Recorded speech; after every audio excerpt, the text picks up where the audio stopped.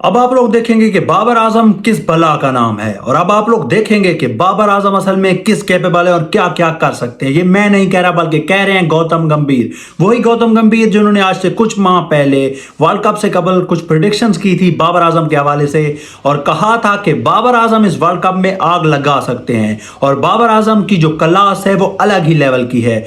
पर वो उससे बिल्कुल ही उलट हुआ और बाबर आजम उस वर्ल्ड कप में ना चल पाए। बाबर आजम ने सिर्फ 350 ही रन बना सके और 40 की एवरेज थी।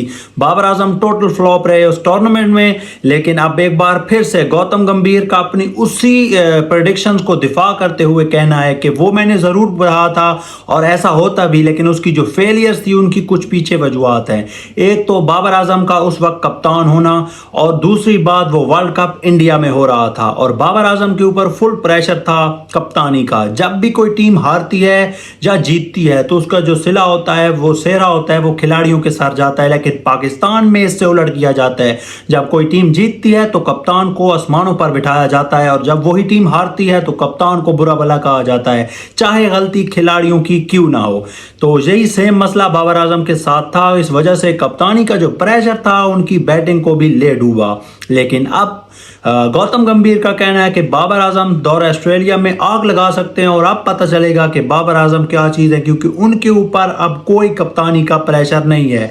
याद रखिए कि बाबर आजम अब कप्तान नहीं बल्कि शान मसूद टेस्ट कैप्टन और शाहीन शाह अफरीदी T20 और वनडे के कैप्टन बन चुके हैं। तो अब बाबर आजम फ्रीली हैंडली जाकर गेम खेल सकते हैं और अपना जो जलवा है वो दिखा सकते हैं।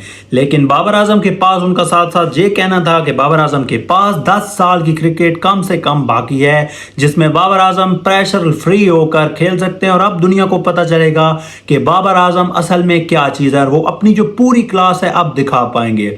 ये जो गौतम गंभीर की प्रेडिक्शंस हैं ये कहीं ना कहीं हमें सच साबित होती नज़र तो आ रही हैं, लेकिन साथ ही साथ इस बात का भी डर है कि अगर ये गलत साबित हुई तो ये जो दौरा ऑस्ट्रेलिया है ये तो पानी में बह जाएगा, क्योंकि पाकिस्तान टीम वैसे ही शक व शुबात पर बनकर वहाँ पर गई है और पाकिस्तान कभी ऑस्ट्रेलिया में टेस्ट सीरीज़ कह लें या टेस्ट मैच तक नहीं जीता। उसके लिए अगर बाबर आजम चले तो हमारा जो जीतने का जो चांसेस हैं वो बढ़ सकते हैं, क्योंकि बाबर आजम वाहिद एक ऐसा खिलाड़ी हैं जो जब चलते हैं तो ऐसा लगता है कि पाकिस्तान टीम नहीं बल्कि कोई और ही चीज़ बन चुकी है। तो अब देखना ये कि गौतम गंभीर की ये प्रेडिक्शंस कहाँ तक सही साबित होती हैं।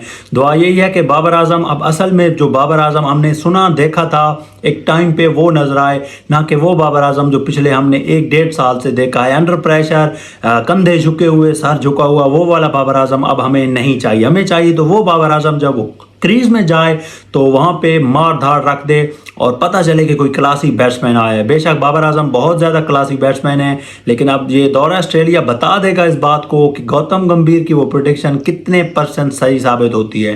दोस्तों, आपको गौतम गंभीर की जो प्रेडिक्शन है ये सही साबित होती नज़र आ रही है या नहीं, हमें कमेंट सेक्शन में ज़रूर बताएगा और चैनल को सब्सक्राइब कीजिए। मिलते हैं अगली वीडियो में। अल्लाह हाफिज़।